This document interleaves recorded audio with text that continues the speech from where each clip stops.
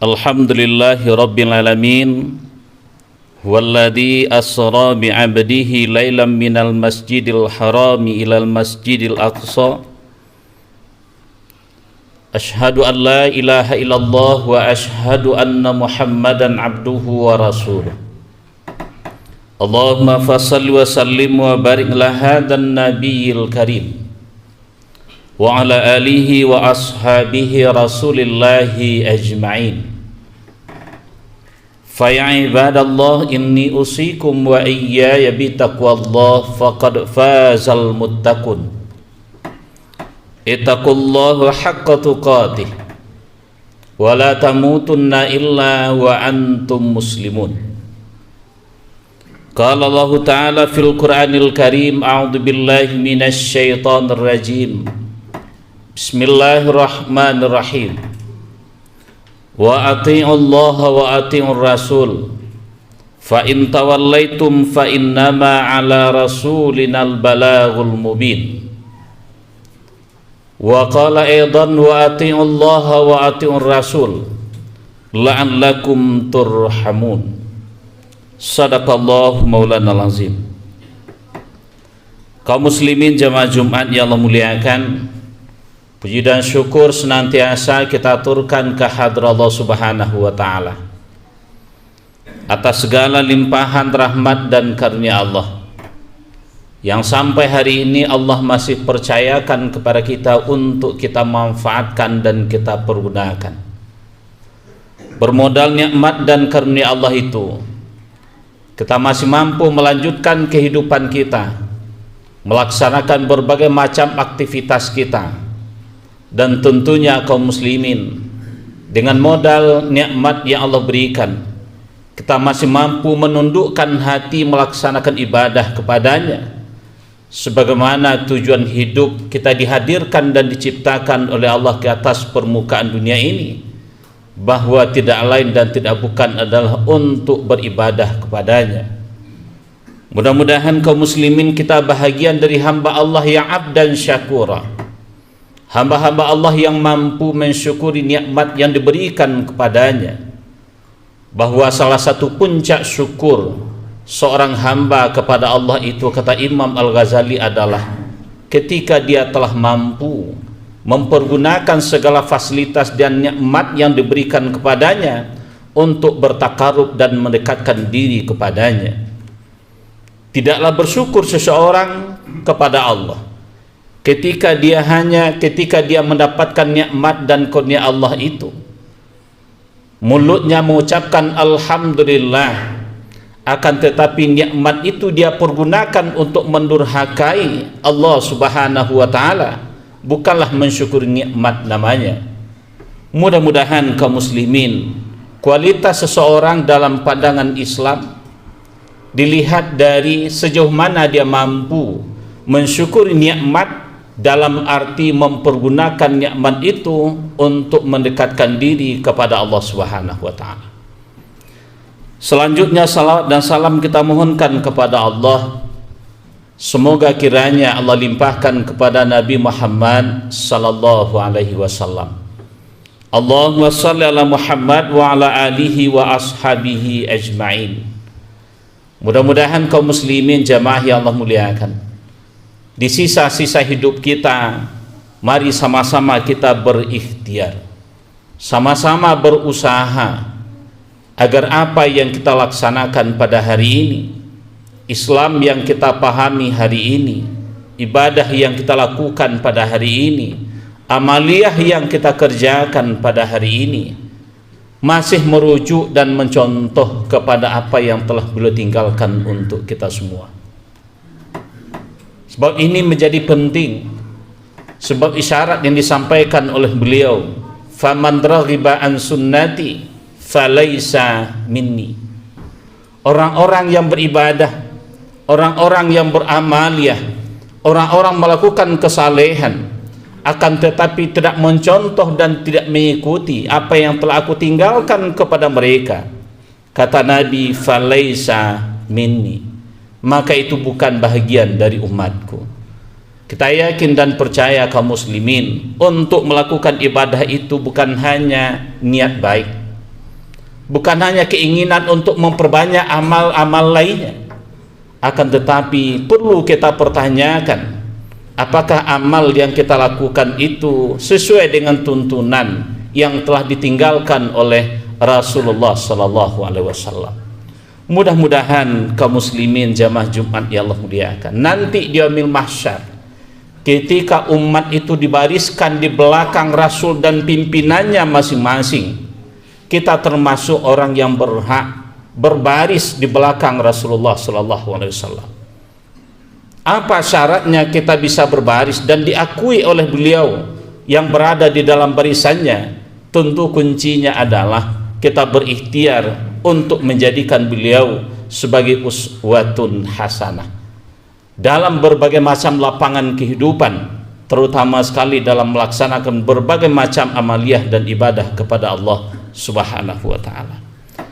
Kaum muslimin jamaah Jumat yang Allah muliakan, di dalam kitab-kitab fikih, baik itu dalam kitab fikih klasik maupun kitab-kitab fikih kontemporer, ketika membicarakan dan membahas persoalan-persoalan hukum yang ada di dalam Islam, ada satu bab yang tidak pernah absen, tidak pernah alpa dibicarakan oleh para ulama. Di samping membicarakan terkait dengan taharah, terkait dengan salat, terkait dengan puasa, haji, umrah dan segala macamnya, ada satu bab penting yang bagi ulama ini tidak pernah absen menjadi kajian dan menjadi analisa dan perlu disampaikan kepada seluruh umat, yaitu terkait dengan fikih siasah.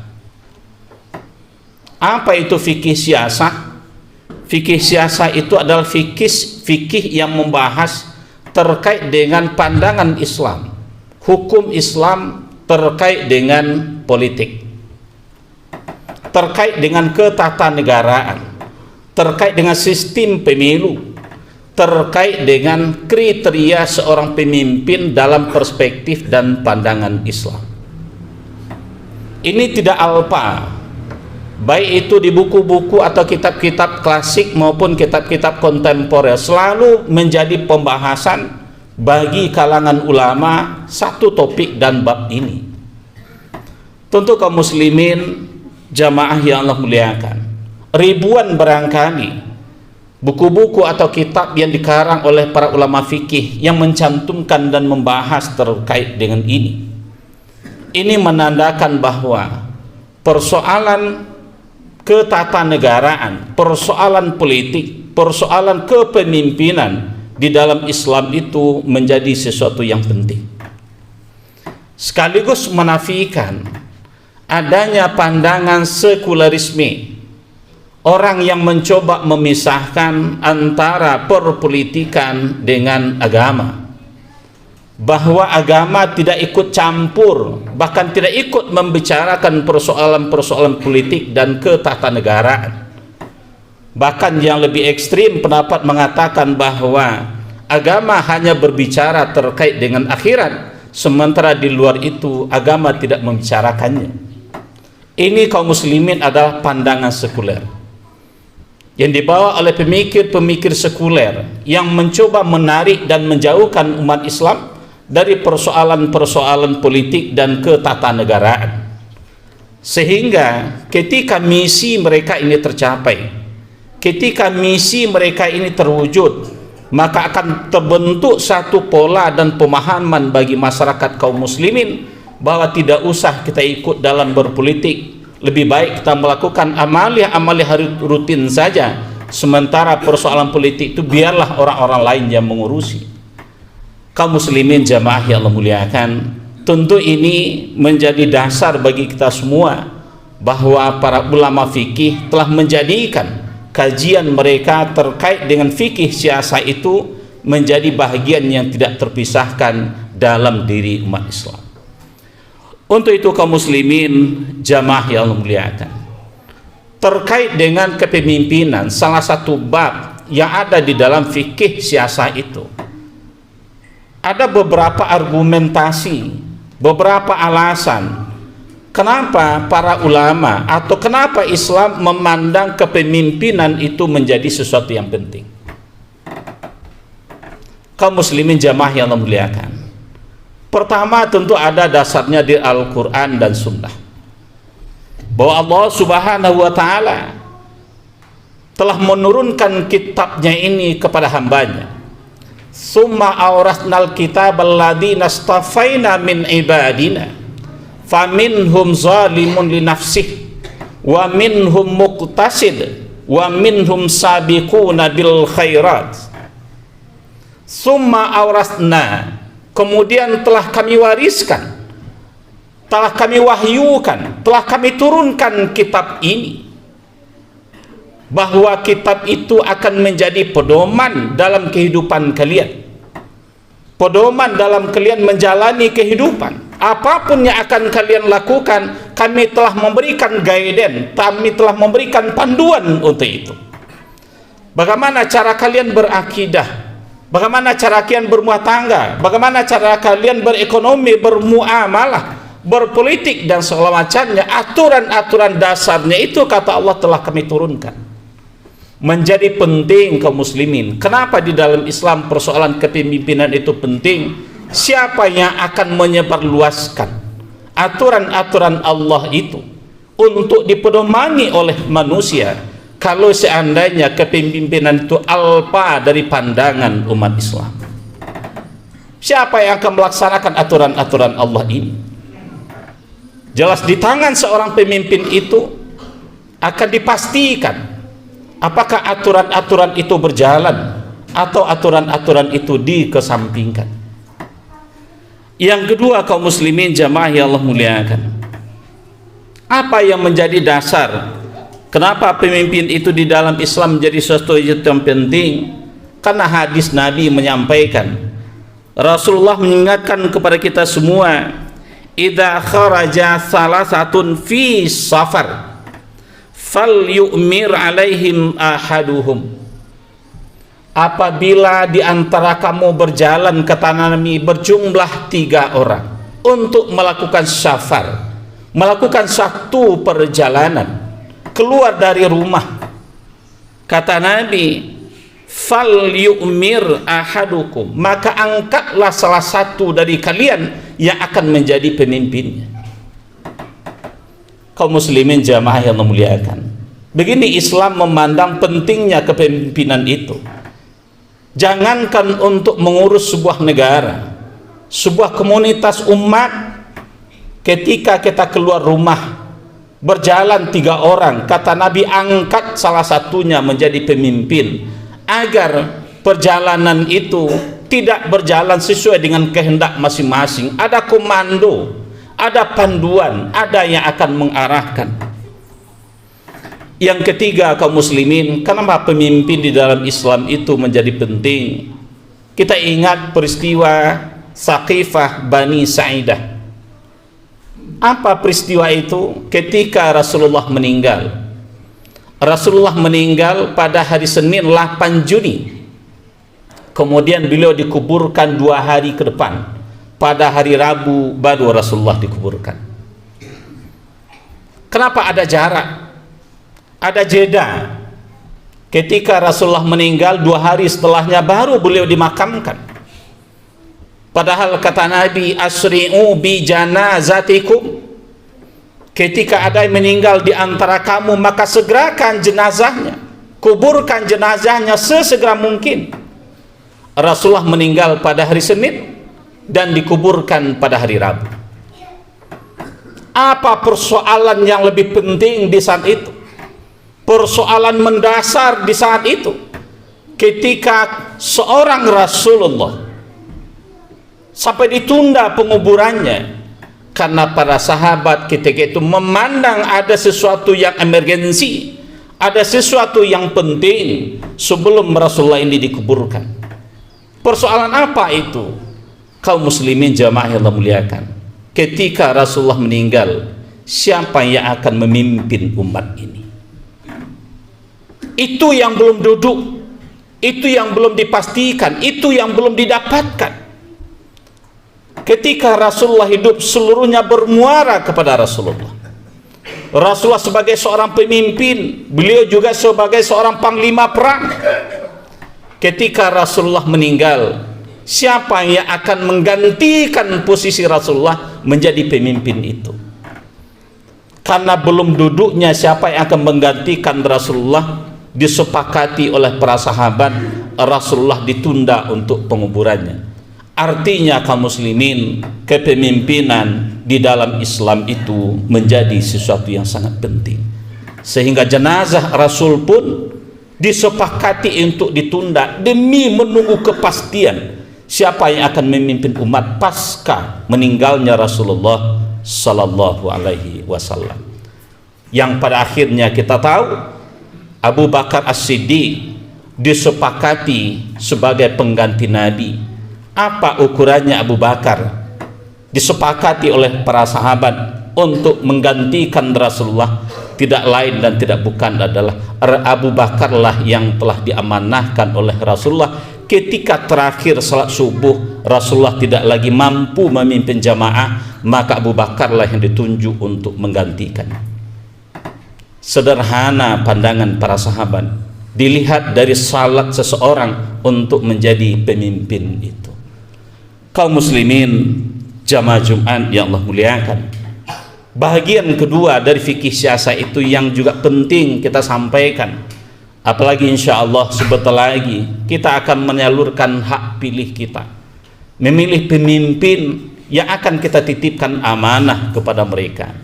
Apa panduan Islam terkait dengan memilih pemimpin itu? Kaum muslimin jamaah Jumat yang Allah muliakan, dari berbagai macam kajian fikih siasa itu, maka ada beberapa syarat yang barangkali ini bisa menjadi pedoman bagi umat dalam menentukan hak pilihnya pada tanggal 14 Februari mendatang. Apa syarat seorang pemimpin dalam pandangan Islam? Yang pertama sekali adalah pemimpin itu mesti orang yang berilmu. Yarfa'illahu alladhina amanu minkum walladhina utul ilma darajat. Bahwa seorang pemimpin itu mesti orang yang berilmu, sebab dia akan dihadapkan dengan berbagai macam persoalan-persoalan. Seorang pemimpin akan diuji apakah dia memutuskan persoalan-persoalan itu didasarkan kepada kepentingan-kepentingan atau didasarkan dengan ilmu pengetahuan. Maka di dalam Islam ada dua bahagian ilmu yang mesti dimiliki oleh seorang pemimpin itu. Pertama adalah ilmu diniyah, terkait dengan ilmu dasar-dasar keagamaan. Dia mesti memiliki ilmu dasar-dasar keagamaan. Dia bisa membaca Al-Quran secara fasih, dia bisa menyampaikan artikulasi dari Al-Quran itu untuk nanti diterapkan di tengah-tengah masyarakat, maka dia mesti mampu itu. Dan yang kedua tentunya ilmu berkaitan dengan bidang tugas dia selaku seorang pemimpin, katakanlah itu kaum muslimin selaku kepala negara. Dia menguasai, dia memahami terkait dengan bidang tugas yang akan dia emban dan akan dia tunaikan. Betul, dia akan didampingi oleh pembantu-pembantunya, tapi keputusan terakhir itu terletak pada seorang pemimpin. Maka menjadi penting seorang pemimpin itu memiliki wawasan, memiliki pengetahuan, sebab dia bukan hanya berbicara dengan rakyatnya, tapi dia juga akan berbicara dengan rakyat dunia. Dia akan duduk sama rendah, tegak sama tinggi dengan bangsa-bangsa lain di atas permukaan dunia ini. Yang kedua kaum muslimin, diisyaratkan oleh para ulama, seorang pemimpin itu dilihat dari akhlaknya bagaimana. Persoalan akhlak, persoalan etika, persoalan adab dalam pandangan Islam ini menjadi poin penting yang tidak boleh kita abaikan dalam menentukan pilihan kita itu. Dalam akhlak itu muncul sifat adil. Bagaimana adilnya? yang ditunjukkan oleh Rasulullah SAW, yang dinyatakan oleh Nabi ketika seorang Fatimah melakukan pencurian, maka saya akan potong tangannya, kata Rasulullah SAW. Ini adalah komitmen seorang pemimpin. Ketika seorang Fatimah, anak Rasulullah, melakukan pencurian, maka saya yang akan potong tangannya.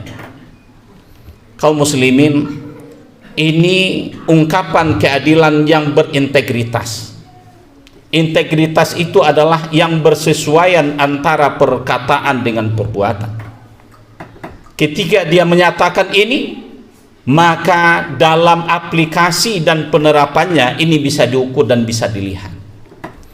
Seorang anak Nabi tidak mendapat privilege, tidak mendapat keutamaan, tidak mendapat keistimewaan. Seorang anak Rasul, seorang anak Nabi, seorang pemimpin, anak seorang pemimpin tidak mendapat keistimewaan. Inilah yang dikatakan dengan sifat adil yang mesti dimiliki oleh seorang pemimpin itu.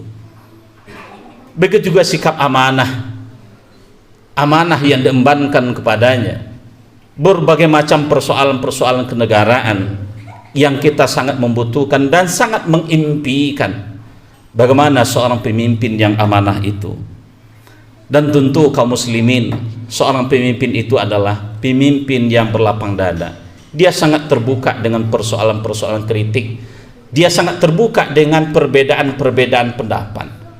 Maka untuk itu seorang pemimpin itu akan diuji sejauh mana dia mampu dan tahan menerima kritikan atau menerima pendapat yang berbeda darinya.